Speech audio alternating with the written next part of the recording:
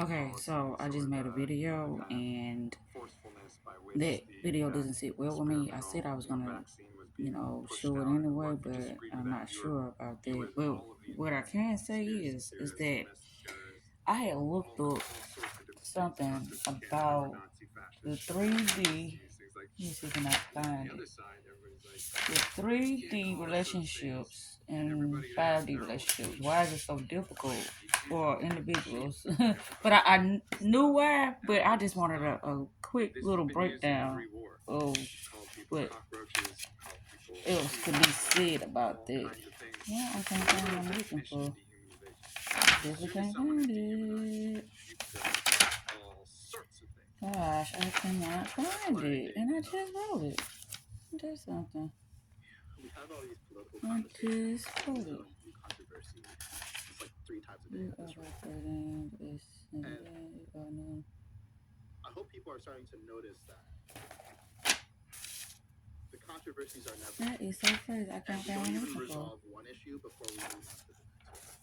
So the what changes every. Okay, here it is. Here it is. Here it is. Here it is. Here it is. It says a relationship between someone with 5D consciousness and someone with 3D consciousness is often described as challenging, but potentially complementary as the 5D person operates from a higher spiritual awareness and the 3D person remains in a more conventional physical mindset. Fear versus love, separation versus unity, force versus flow. Time is expansive, fluid, moves at the pace of inspiration, divine timing. Rest and stillness are recognized as productive for alignment and insight. Opportunities appear when aligned with passion. Follow strong intuition and inner knowing. Daily actions and reactions primarily revolving around the core themes. Like I just said, fear versus love, separation versus unity, and force versus flow. And a 5D conscious person, they disengage from drama. But the number one thing here, it said so much more, but I did not write it down due to the fact that I just wanted to get, some little notes for myself. So this is mainly talking about 5D, not 3D, because I know the mindset of a 3D individual.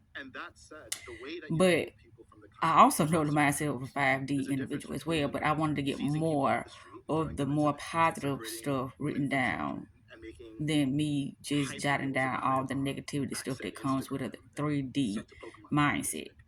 And the reason why I say this because it's levels to consciousness, and when I try to explain this to others, it's like it's like they have no idea what I be talking about because all they can do is regurgitate things that's traditional or outdated or that that they thought that was the way of interacting with other people or just living their day-to-day life or making decisions.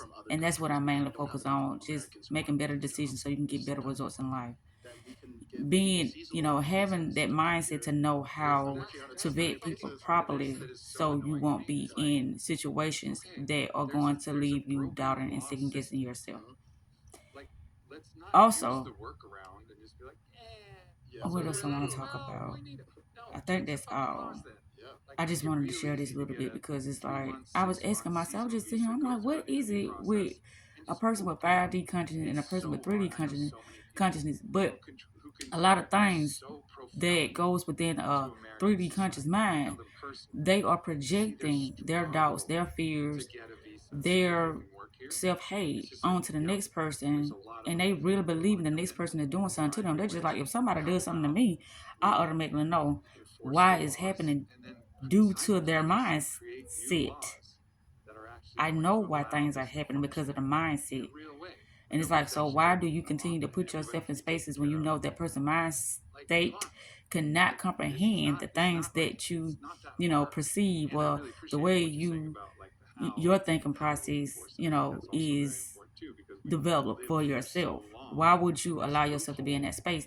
And it's because I believe everybody deserve a chance to even understand that they could start doing things in a different way.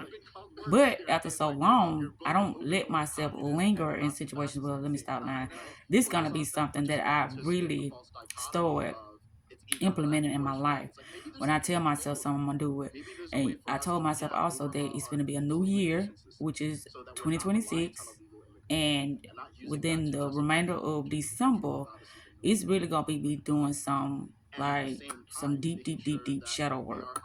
And what shadow work is when you go within, you ask yourself those very, very uncomfortable questions about yourself and what you really think about you, how you've been making decisions, the things that you've been doing on a day-to-day basis, how you've been keeping it real with yourself or how you've been lying to yourself. The things that are very important that most overlook due to the fact that it's like they always on autopilot and on to the next thing because it's a very uncomfortable thing to sit with yourself and realize the things that you do not know about yourself. That's very uncomfortable because it's like it's better to deny than to look at it and face it head on and get a solution and start progressing within your life. I got a little brain freeze there. I don't know if I'm gonna start with this video, but this is the video that I'm going to look back on due to the fact that like I said, oh my God, I will always ask myself, why is it when I deal with certain individuals, I just feel like I'm spiraling out of control, like I'm being fake to myself, and that be the case. A lot of times that be the case. I be so fake with myself because I'm like, you don't do this, the time that I'm using to interact with this person or to conversate with them on the phone, I could be using that time to do some self, work. And I'm very, very, very, you know,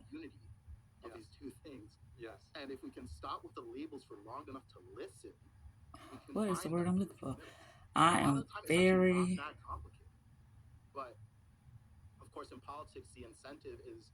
proactive when it comes to my healing, when it comes to my mental, and then when it comes to my life. And with that said, I'm out.